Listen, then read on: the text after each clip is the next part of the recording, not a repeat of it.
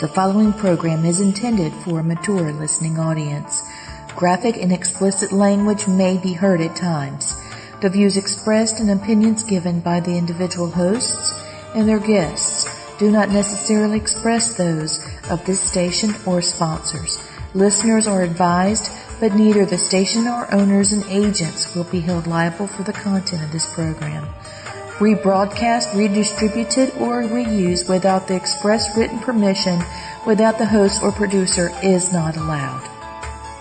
You are listening to Family Spirit International.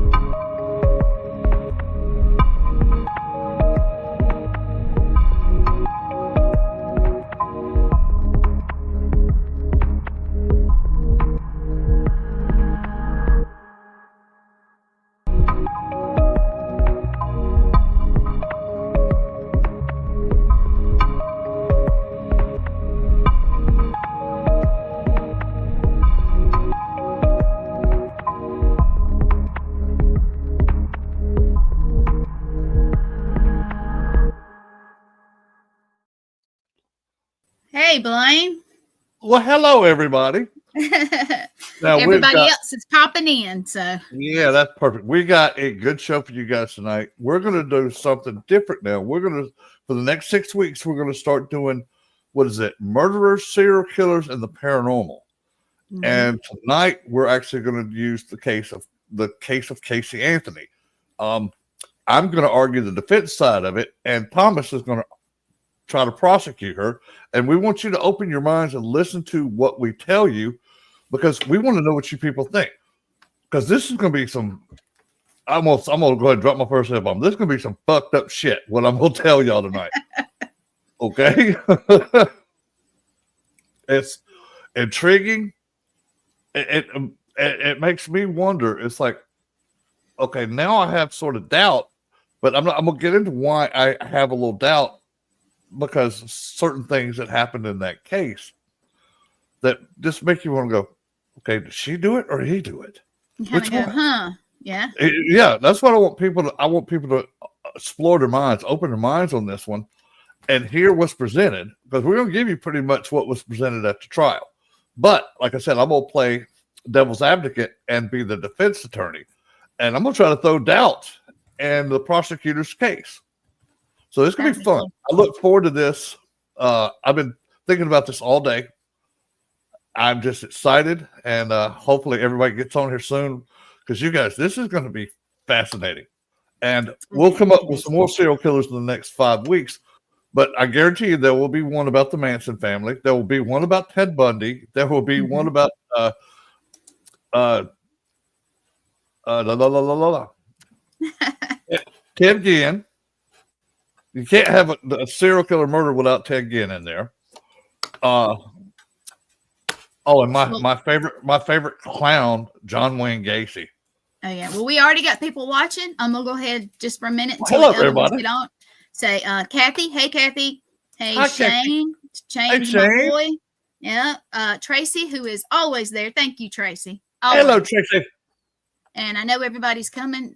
Blaine, just pretend I know nothing about the case, and why don't you say, hey, this is what the case is, kind of a brief thing. Why don't you do that? All right.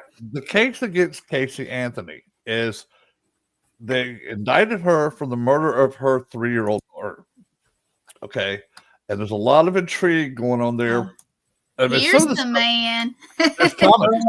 Hey, Thomas. Thomas, you get to play prosecutor night and prosecute Casey, and I get to play the defense and another theory out there. This is gonna be fun. Yeah, there was a lot of theory on that. It's funny because when she was when this whole case was going on, I was actually living in Florida. That's when I worked for the prison and doing my thing, crisis management and learning, the ins and outs of profiling inmates. So this is at the peak of a lot of things. So yeah, this will be interesting. Yeah, I'm looking forward to it because there's so many things that'll make you think, okay, did George do it or did Casey do it? And how it was done and why it was done. But either way it comes out, whoever killed that child is sickening that a mother would kill her child, even just as sickening that her grandfather would kill her. It's like, okay, which one of these freaking psychos killed that little girl, Yeah, there's so many things that would go into that, behavioral wise. Yes. Just, us as parents, we always want to protect our kids. Exactly. Whether the father protected his daughter, I don't know why he wouldn't protect his granddaughter, but vice versa, why the mom wouldn't protect her own daughter. But it was such a big case. Yeah.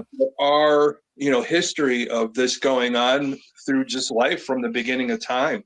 But that's what makes this case so intriguing, though, is why would a mother or a grandfather kill a child and let stuff go? I mean, you know as well as I do, they waited 31 days when that child was gone. Mm-hmm. Okay, you tell me a parent's going to not look for their child in 31 days. Something's freaking wrong there. I'm wondering what created them to call then. I don't know, was somebody else wondering, hey, what happened to your granddaughter or something? Okay. If they started getting pressure, thinking that it was just going to go away, All right, this is how it happened. All right. Casey had reported her car stolen. Okay. Mm-hmm. And the mother had found the car in a parking lot. And then she said to the fact that the car smelled like a dead body. Yeah. So she has Casey. She finally finds Casey and has her in the car. She called the sheriff's department 3 times. Yeah. First time said that I need to report a crime, and they ask him all the details of what happened, and she said, I want to press charges against my daughter. And the 911 was like, for what? We think she murdered her daughter.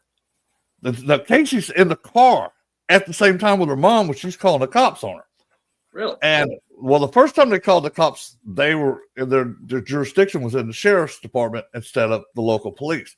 So she had to call back a second time to the sheriff's office, and she repeated the same thing, but this time they're at home instead of in the car.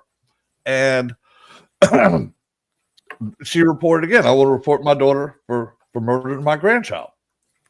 And then the 911 operator goes, can you put the mother on the phone? And they asked her, how many days has she been gone? It was like, she's been gone for 31.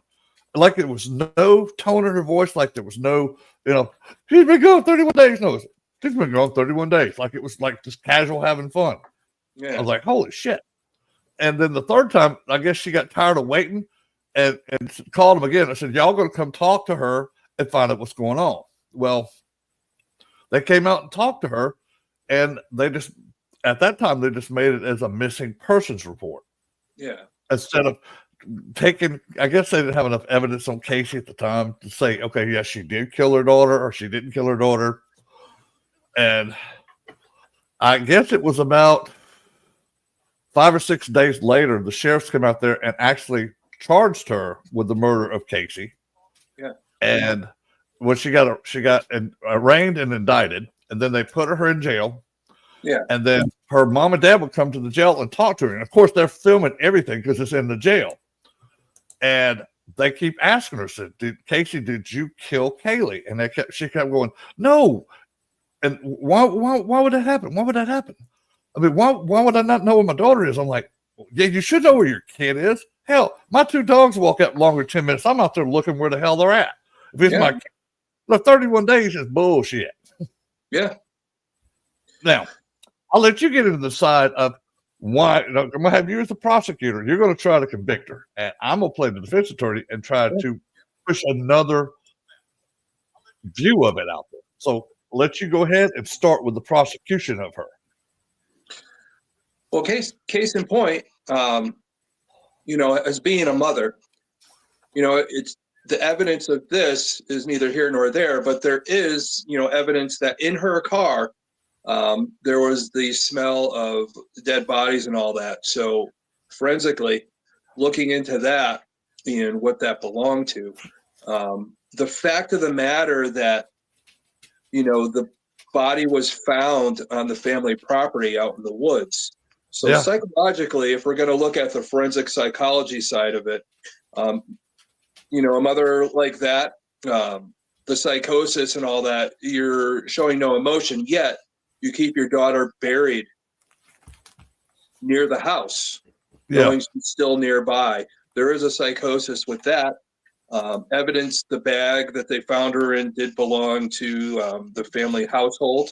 Mm-hmm. So that still leaves that open. The fact of the matter, 31 days went by, and that's when you decided to report your child because the car was found.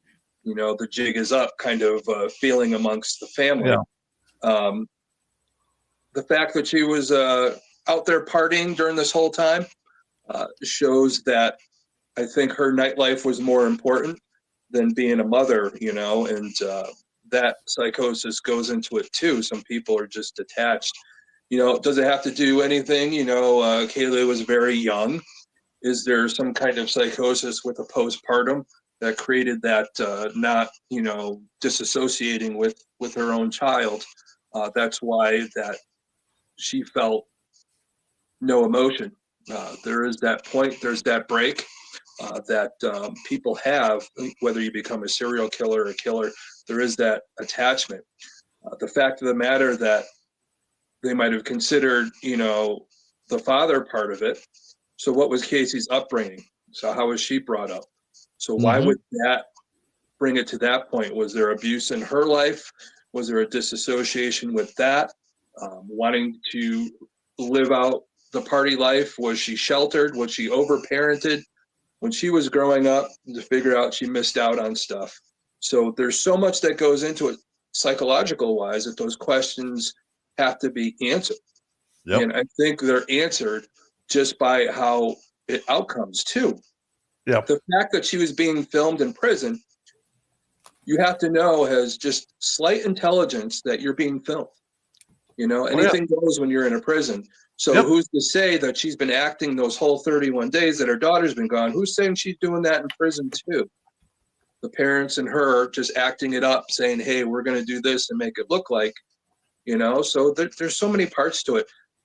To tell you the truth and all that, yeah, I would say convict her, but also the parents too, I think, had something to do with it, protecting their daughter, because, okay, she did something, we lost our granddaughter, now we got to protect our daughter. So that is the psychology of it. Coming from what I know and what I've experienced in other cases, and just how the mind works in these situations. So that's kind of how I'm going to throw it out there, because really the evidence, I think there was a lot of stuff that was thrown out, but I think the evidence that was in the car, where she was buried and all that, it makes a lot of sense psychological wise that you would want to keep something you love, but whether it is an accidental death or anything like that, you still have to report it. It wasn't reported. That psychosis, that disassociation really shows textbook in this case. Oh, yeah. Now, I'll counteract that one with her dad, George. Okay.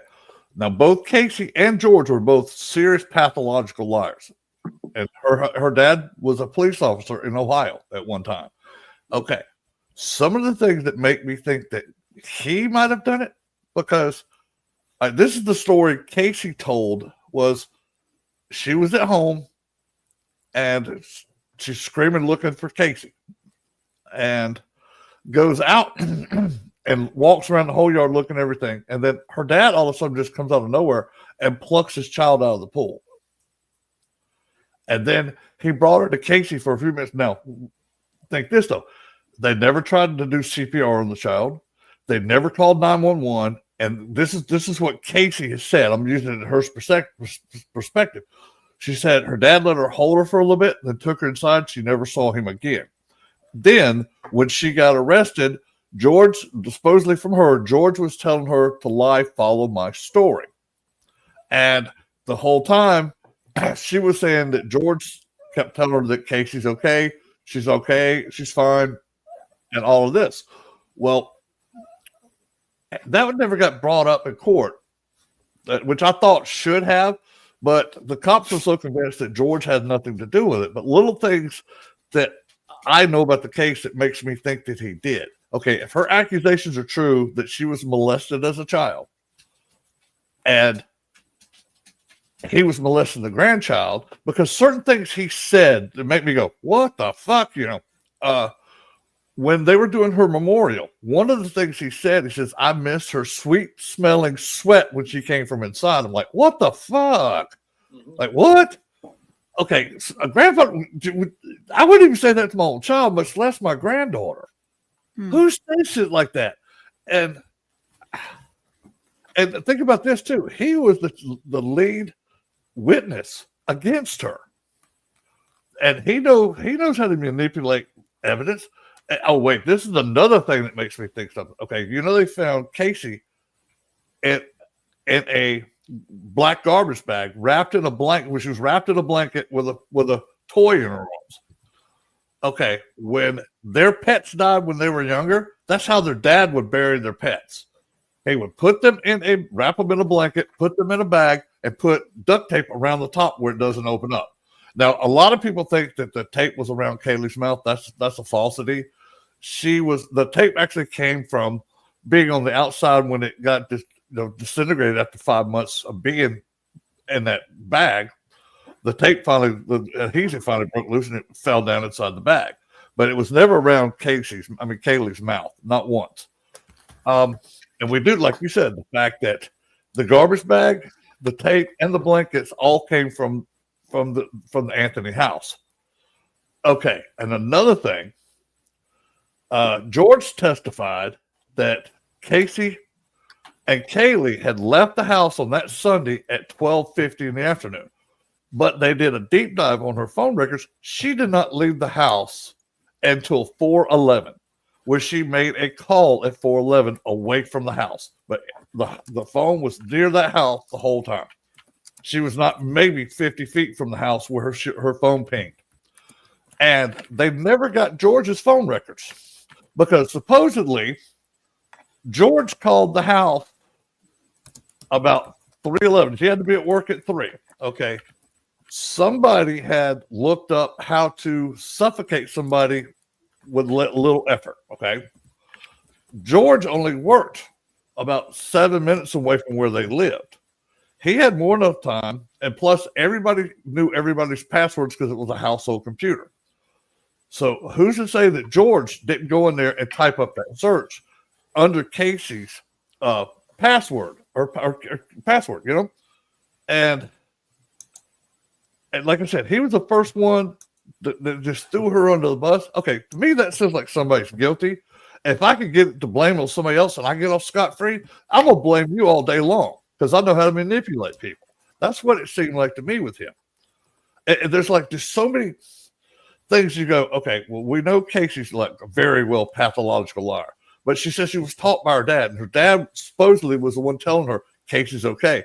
So that's why she went and played with her friends. That's what I think.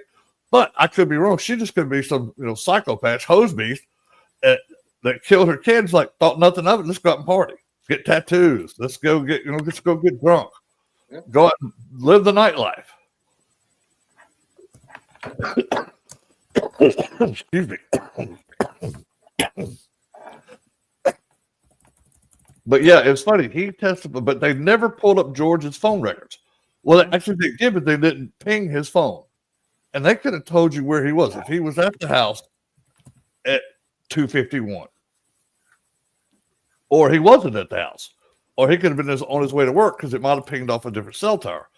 But shit like that just makes you go, okay, now I'm wondering. Now I got. I'm a defense lawyer. I'm eating this alive because that's just throwing a shadow of doubt all over the place. Yeah. And I know when they went to jury with it, it was a 6-6 tie the first time. And they had to go back and re-vote again. And they voted unanimously the second time. The first time it was a 6-6. Now, mainly what they had on Casey was circumstantial evidence. There was no DNA. Oh, sorry. Let me get some tea before I choke myself some more. But there was no physical evidence that showed that Casey killed that child. Now, to me and my wife, when we watched the trial, I'm like, she's guilty. I mean, you got a pathological liar that's going to lie straight to police's faces, make up a nanny, and they actually found a person with that real name. And when they talked to her, she's like, huh? What? Who? She didn't know who she was because it was just something made up. And then another thing somebody brought up that makes me wonder, why did she say that Zanny, the nanny, had her? Was she feeding that child Xanax? Because I know that's a slang word for Xanax is Xanax. Yeah. I'm like, huh. But then I told my wife last night, she said, look, she was never prescribed Xanax. But I was like, she is in Florida. She's probably not walk 2 blocks and somebody will sell her a pill of Xanax or any other drug she wanted. But either way, why? As a mother, would you kill your child? And this is the reason I think that if Casey did do it, I think the reason she did do it because she thought George had abused her. And she didn't want her to live like that, growing up like she did. And maybe psychologically, she said, if I kill her, he can't hurt her no more. But I could be wrong. That's just stuff I'm feeling, Yeah. But you got to look at it this way. As a parent, you're responsible. Yeah. Yeah. So, case in point, I know she's responsible. If she feels that she was abused and now her granddaughter is going through it, it's her responsibility to leave. It's like abused women and all that. They're so psychologically stuck. Yeah. It's a matter of reaching out for help.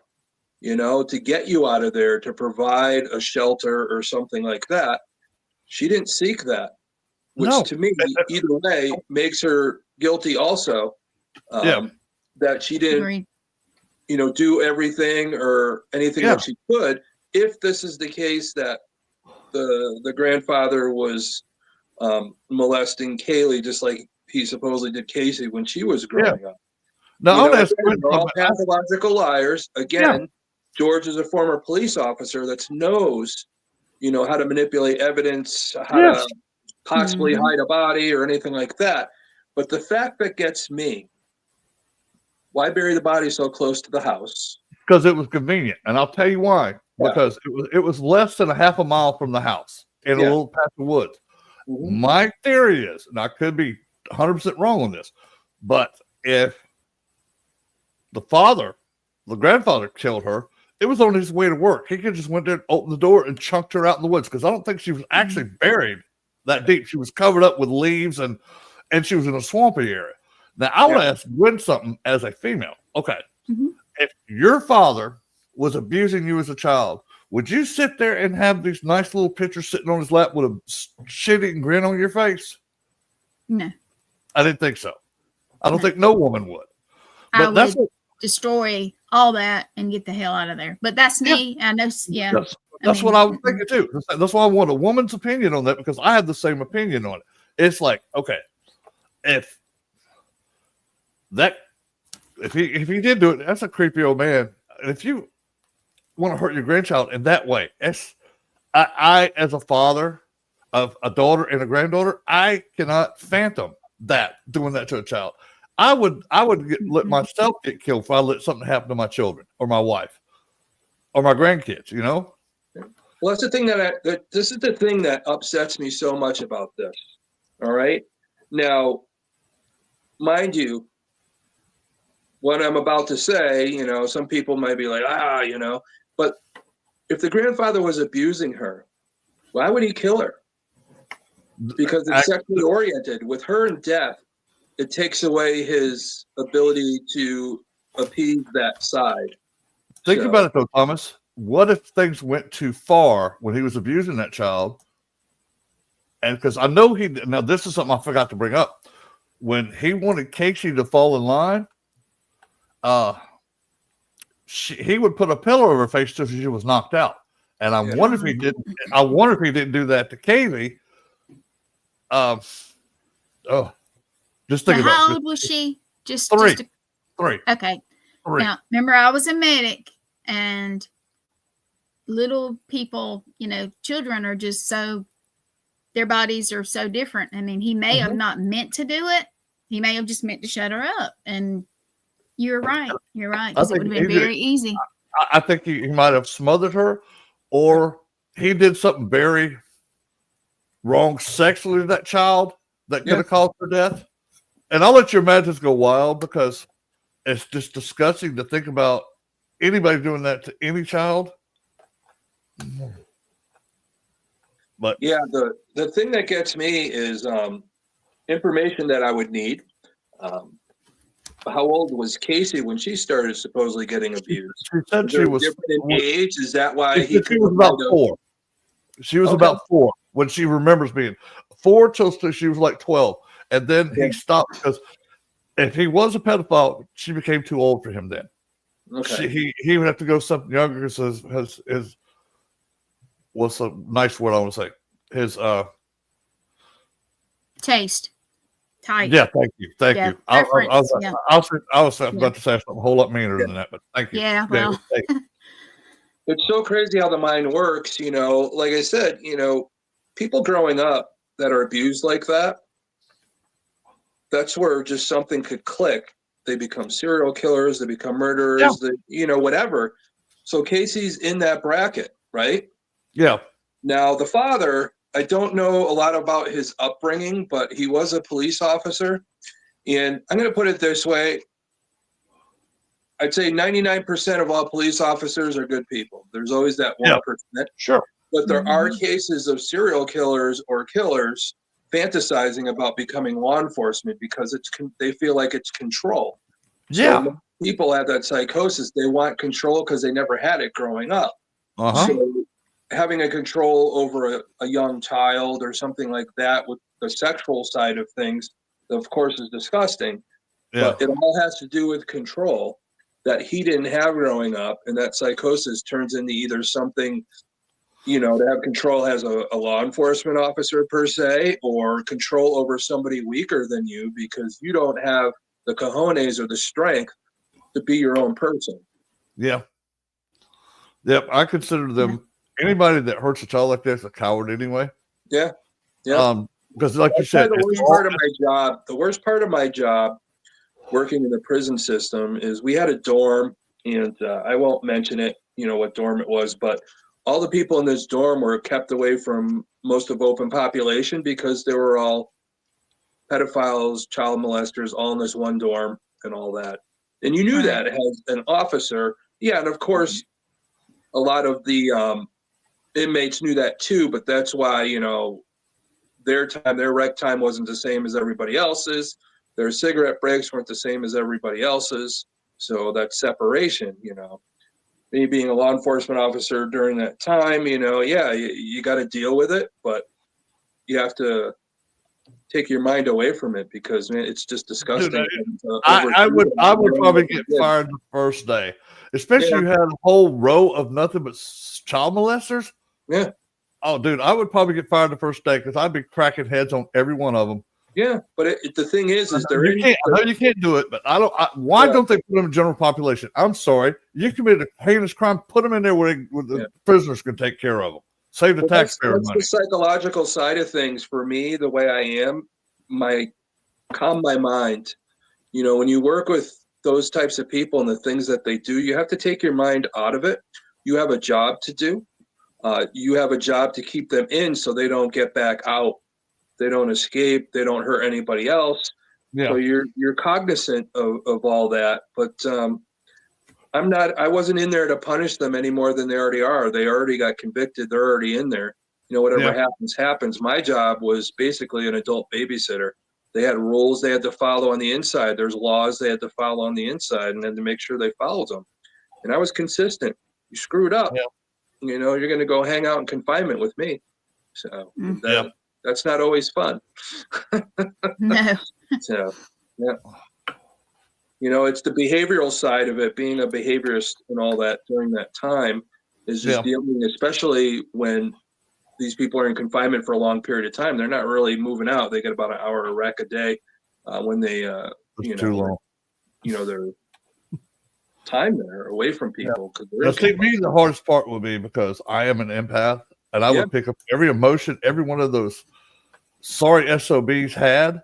Yeah, but I did. You know me, and that was the hardest part right there because, that's the problem. A lot of people don't realize what people in law enforcement go through. There's a high rate of divorce. There's, all those different things. It's what you go up against. Even people in the medical field, there's a high rate of that too, and what they go through because most of the people I work with, you're seeing the worst of people. You're seeing the worst of people. And I always tell people every 3 years that somebody works in a prison is like a year of being in prison yourself. It has to be. Yeah, you're locked down with these guys 24. They're there 24/7. You're there anywhere from 8 to 12-hour shifts, 16-hour shift if you're doing overtime.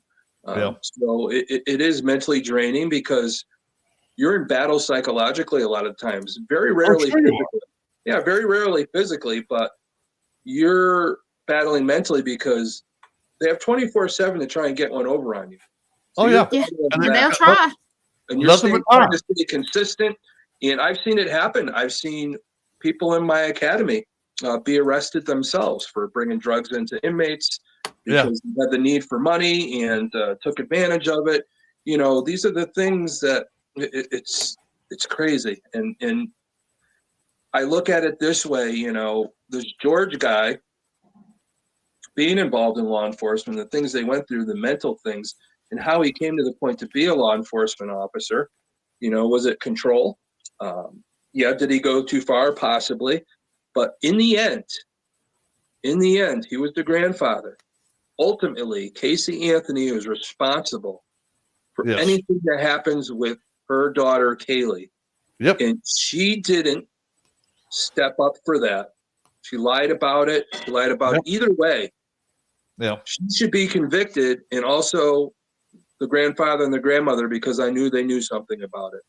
Yeah. So all three of them should be in prison right now. That's the right thing. Yes. And see, the thing that gets me about both of them, that you don't see any emotion on either one of them when they talk about that child. I mean, I'm sorry, my child got murdered, dude. You go see babbling, crying, and cussing. Yeah. Because I'm fucking pissed because they hurt my child. Yeah. And there was none of that. None of that. Yeah. I watched an interview with her last night that they did. I think in like 2021, 2022. And she was sitting there the whole time faking these tears, dude. It's like, okay, she would put the tissue up there and sniffle, not one teardrop coming out of her eye. Yeah. And I'm just looking at her, and I could tell by her body language, her facial expressions, that she was just lying her ass off. And plus, my empath kicks in. You know, we can pick up wires from 10 miles away. Mm-hmm. And even my wife was like, dude, that's some fucked up shit. Yeah. I mean, fucked up. I mean, geez, how can you not show emotion? I'm sorry.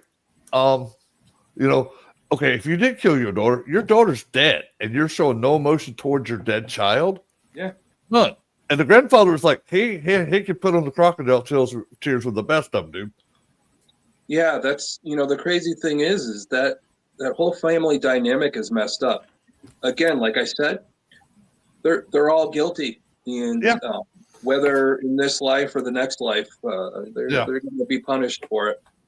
Dude, next life it's gonna be fun for some spirits.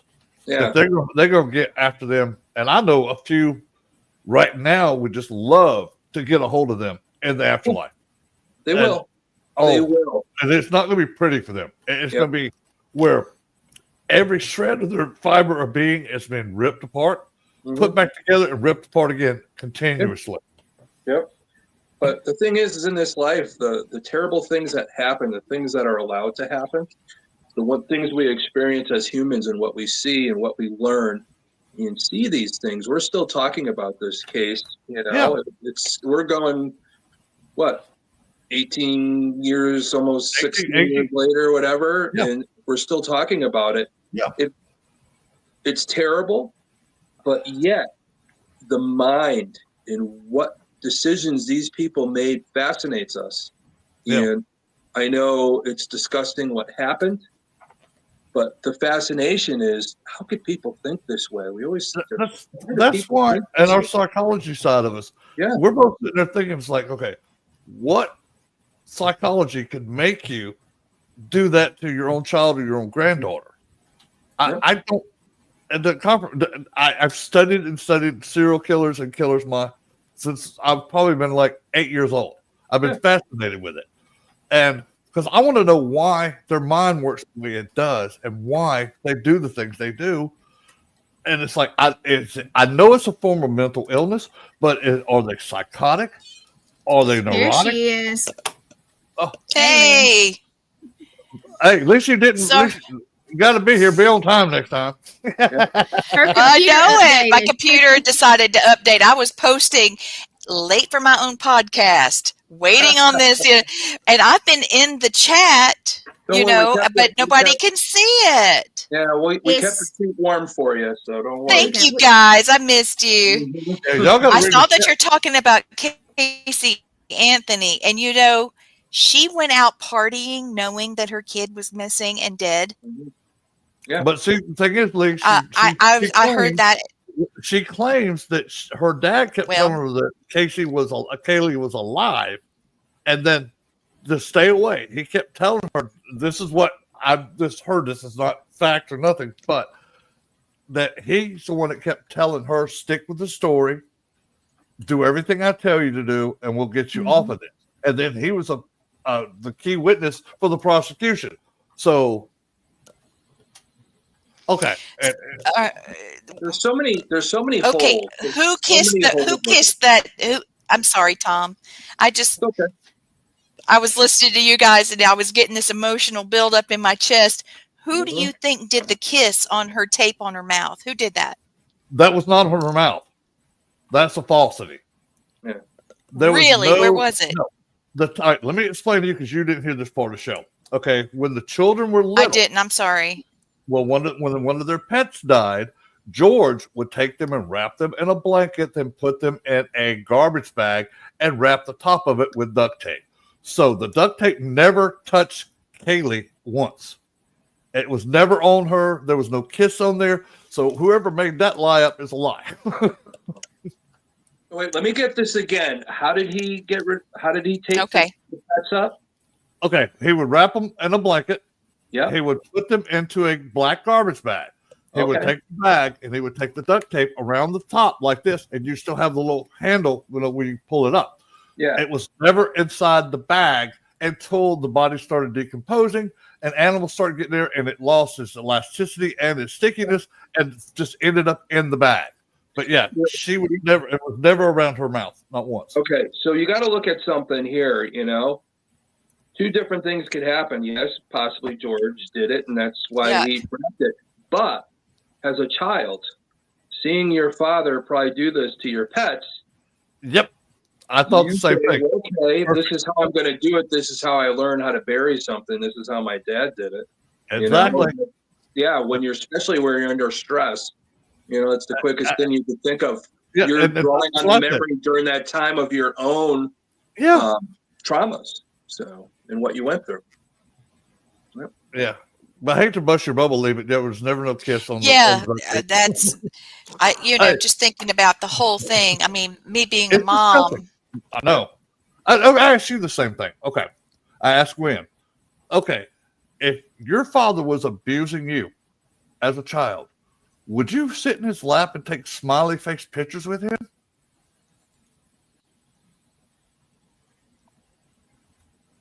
I think I would be so terrified I would probably do but it would be very obvious because I do not have a poker face. Hers and Gwen doesn't either. No. Okay. Okay. You can see exactly what Gwen's thinking. You don't have to look. But some people are so psychologically abused and all that they put on that face. That's true. They don't want retribution, They think it's normal too, right? It could go either way. You could be totally mortified, or you could go the other way where you're trying to survive, You're in a survival mode and you're just doing whatever you got to do to stay ahead. But the way looks on her faces with those smiles, that wouldn't, I'm sitting up here smiling because there's you see different subtleties like in her eyes or the way she would look away. No, she's like this, looks like a freaking Cheshire cat. Yeah. I don't get it because the thing is if you were abused like that, it could go either way. You could feel like you're stuck, or once you hit the age, you would just get the hell out of there. She was living there with her granddaughter, with her parents, knowing that she was abused and that there's the potential for her own daughter to be abused too, which, again, that's your responsibility as a mother. You put her in danger. So basically, either way you look at it, if George did do it, Casey Anthony, because the decision she made puts her at the point of manslaughter. Yeah. Because she knowingly put her in a situation that potentially had a deadly outcome. So either way you look at it, I think the whole family's guilty. Yeah, I agree. You can't tell me otherwise. Yeah, I think the only one that wasn't guilty in that whole place was the brother because he didn't live in the house. Yeah. Yeah, that's right. Well, you got to look at Nicole and Nicole is saying here, I think she could have disassociative, and I think she's right. Yeah. Well, Nicole, I'll tell you this from a psychology standpoint, they can disassociate, but not to the point where you can't tell that she's been disassociated because the smile on her face was genuine. It wasn't because if she had the other thing, you would have seen it's like her eyes would have been different. She would have been looking away instead of staring at the camera. I went back and looked at that. Yeah. I need to study that. The signs like what you're talking about. I've started trying to do it because I knew we were doing the series, and I want to be able to help, but you guys have already done it. So Alicia Anderson says they both had something to do with it. I agree. Yes, I and they're all guilty. 100% all guilty. Oh, yeah. 100%. Well, see, this was the question I always had: how did that child die? We don't know. I want to know. I want to know. Was it chloroform and then I don't know. When they discovered the body after being 6 months in that bag, it was nothing down to bones, and even all the bodily fluids that come out of a body when it decomposes leaked out, and it was gone too. So they had no way of telling how that child died. We don't know if she was smothered, if she was drugged with Xanax, if she was drowned, or one of them dropped her on her head. We don't know. I hear your baby. I hear your baby. Mine are leaving me alone. I don't know what I did wrong. I'm being shunned. Last week it was like, I know, huh? Let me tell you something. No, last week they were with me. Yeah, you know, with the whole thing, you got to put it this way. Again, they're all guilty, no matter which way you look at it. My train of thought right now, I got to look at it this way. You know, how did she die? The chloroform. The thing that gets me is, I think the investigation got all messed up. Dude, I don't think it was done fully. No. You know, how come I'm not hearing about DNA evidence? How are you going to hide if you chloroform somebody? You know, I mean, and not looking at certain things and things left open and all that, and I just don't get it. You know, me being foreign law enforcement, you know, there's been occasions where people find out you're former law enforcement. It's almost like you get pulled over. They know you're an ex-law enforcement. Hey, you could go ahead. You know, there's that brotherhood and all that. But, you know, with the father being foreign law enforcement, did things get overlooked? Did they just overlook them I'll tell you this. Okay, when they were interviewing George at the police station, he sat there like he was doing the interview, like he was interviewing the perp, instead of him being the one interviewed. And I think you got it right. They had that brotherhood of cops. It's like, okay, this guy was a cop, so he's not going to lie to us about this. So he probably had them snowed if he did what I think he did. Okay, but he was so good at manipulating and lying to people, just like Casey was. I have never seen anybody can lie as well as those two and not even blink about it. Yeah, but it's not that they lied good.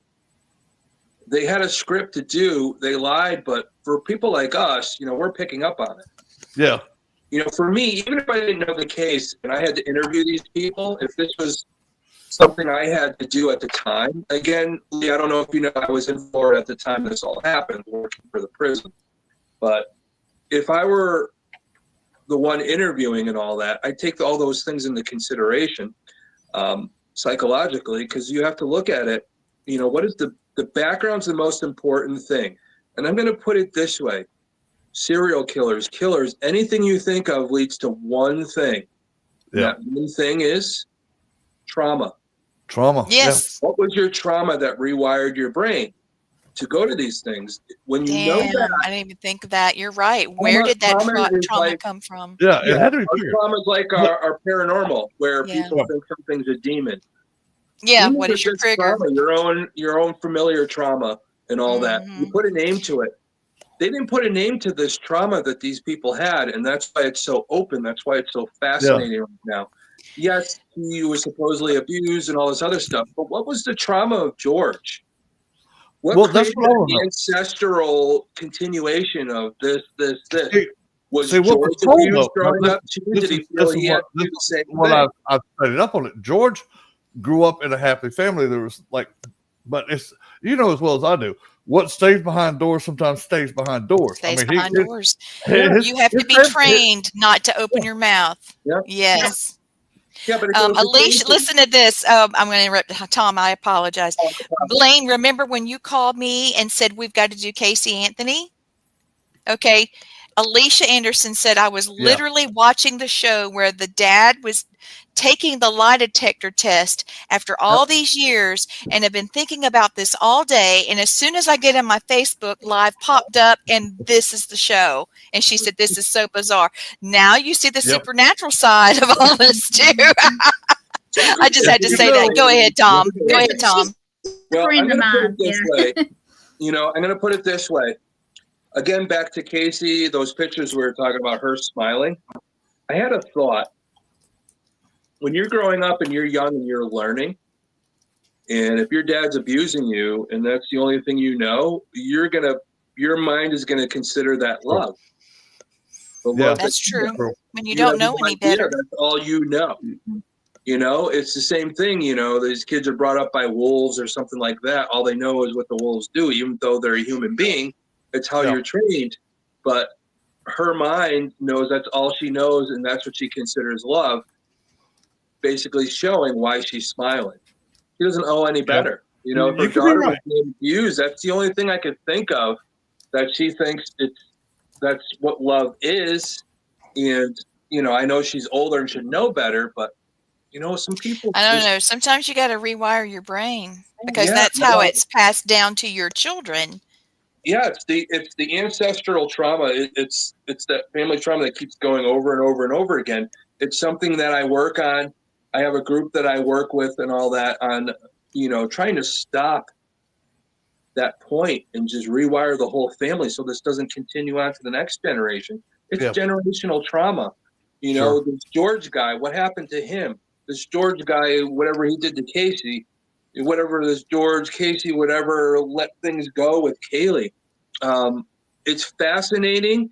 It's sad, very sad. And these are the things, types of things that I think about. It's like, being a father and all that. And you think about. Makes me want to cry. I feel like, we're all, I call myself the glorious weirdo, but I feel like I'm a grounded person. We all have traumas, but I think it's a matter of how you deal with it. Do you deal with it on an upper level, or do you let it, define you in the wrong way? That's why we have to face ourselves in the mirror. And I think in this family, they didn't face themselves in the mirror. They just let it continue on.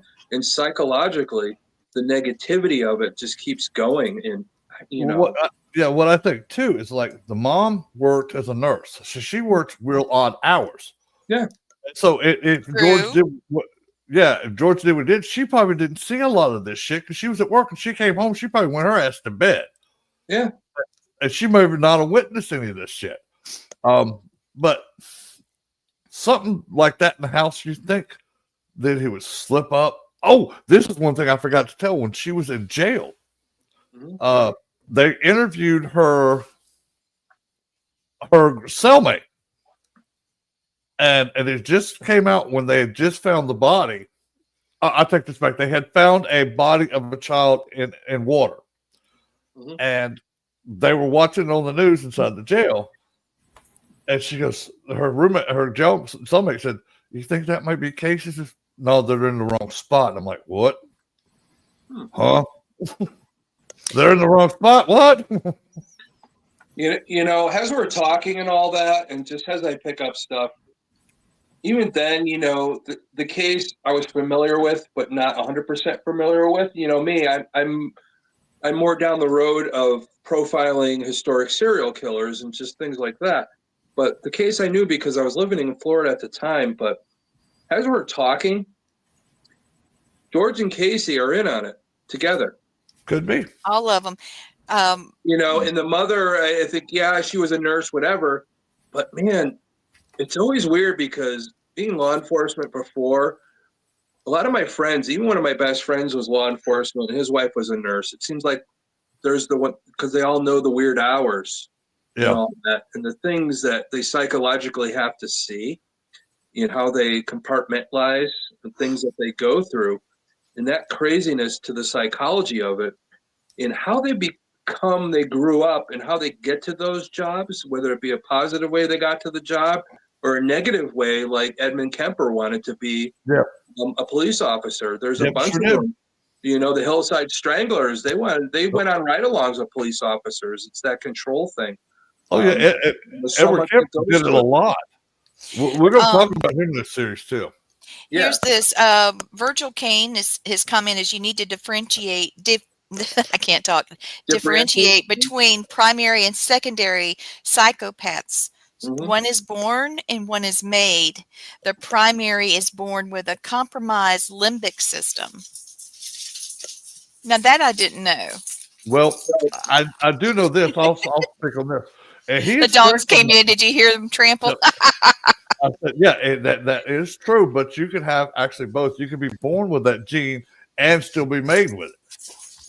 Well, I don't think it's more of the gene. I think it's more of underdevelopment of the frontal cortex, which is what they think of because a lot of the serial killers, when they've interviewed them, a lot of them had head trauma growing up too, which leads to a lot of other things. So is it made and all that? I'm a more believer of it's your upbringing, it's the trauma.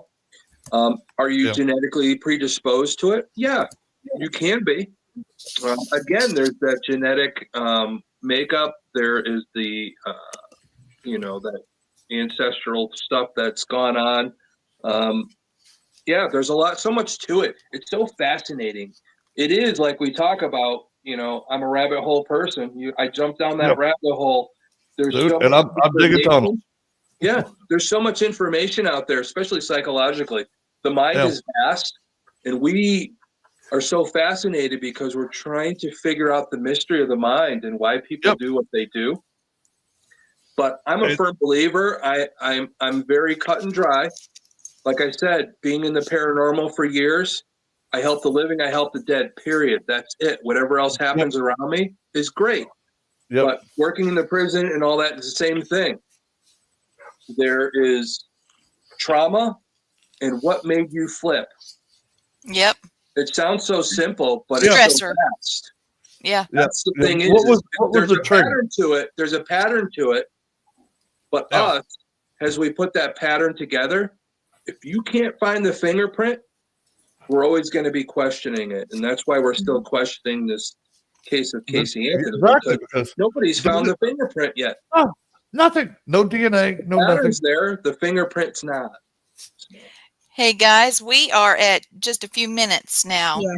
Okay. Wow. If the walls could speak. That's right, Alicia. Yeah. Man, so what do you think you should do? What should we do next week? I say Ed Kemper. Yes, dude. I keep writing him. He hasn't written me back. I'm going to write him again this time and say, "Look, Thomas, we will have fun with that one too, because that guy is a freaking genius. Okay, a big ass. So genius. was he made? Was he born a sociopath? Was he born a psychopath, or was he made? He was made. And I'll tell you I think why. So too. Yeah, we'll discuss that. I think he was, but let's argue for both and see what happens. We don't want anybody to know anything. We want to tune in next week because I'll tell you that serial killer nerd right there. So yeah. All right, serial killer. I have my Ghostbusters on, so that's it. And the thing is, he's one of my favorites, and I just want to say thank you, Thomas, for doing this series. Thank you. With us. I'm very excited. Yeah. I'm very excited that we've got some fun things for the next 6 weeks. Yep. And those of you watching, please send messages to all of us. Yep. And or you can just message me on Facebook, Instagram, whatever. Google my name. Google Gwen's name, Tom. Anybody watching, if you're really into this stuff, the serial killer stuff, just the true crime, send us some names. We'll talk about them. Just for you. Yes, please. You're the most important, and we want to make you happy and let you know what we think and what you think. So that's what it's all about. That you want us to talk about, because I know as well as Thomas and myself, we are like kids in a candy store, and we get to talk about true crime stuff and throw it out there. I like it too. This has been a blast. Now, I will throw one little paranormal thing in there. Oh. Where do you think little Kaylee's, where's she haunting? I think she's hiding. I think you're right. She's had so much trauma. She's had so much trauma, but I still think she's part of that house. And when somebody comes into that house that's safe, the story is going to come out. It's a matter of somebody being there at the right time. And I think it's going to happen. Yep, I'm with you on that one, dude. Like I said, this so, is fascinating. I do want to let everybody know we have someone from UK watching, and they're saying hello. UK. We've got people from Ireland. I know for a fact the whole family's watching. Yeah. Kenneth Torres is in California. Thank you for watching, Father. And also Alicia's asking, what about the clown guy? I definitely want to talk about him. It's going to be our 3rd episode. We're going to talk a lot about that crazy fool. And then Virgil is back. I got some stuff on him. Let's do it. Throwing it out there because, man, I got some stuff up my sleeve, and I know we'll all share it together as a team. to talk about all this stuff. Oh, Virgil's got a little tidbit he's thrown out. He has been in 40 years in forensic psychiatry, and he says the consensus among the psychiatric community is that Ted Bundy was a prototypical psychopath. That is true. So as a primary. Very cool. And he said, thanks for the very interesting conversation. Virgil, I will see you next week. Please come with more information. Oh my God, I'm so excited. This is some nasty stuff, but it's fascinating. It's very fascinating, and it gets that story out there. So maybe somebody somewhere saw something that didn't remember or scared to say anything. Yeah. Now maybe they come out and say, okay, well, I saw blah, blah, blah. Yes. Put this bag in this car, or I saw blah, blah, blah. Yes. Leave that car there. Yeah, that kind of stuff. Yeah. I know we're all excited, but we're about to get off, and I'm gonna say, yes, it's after 8. I know. I'm sorry, guys. Mwah, mwah. Y'all have a great night. Thank you for watching. All right. See you soon. Thank you.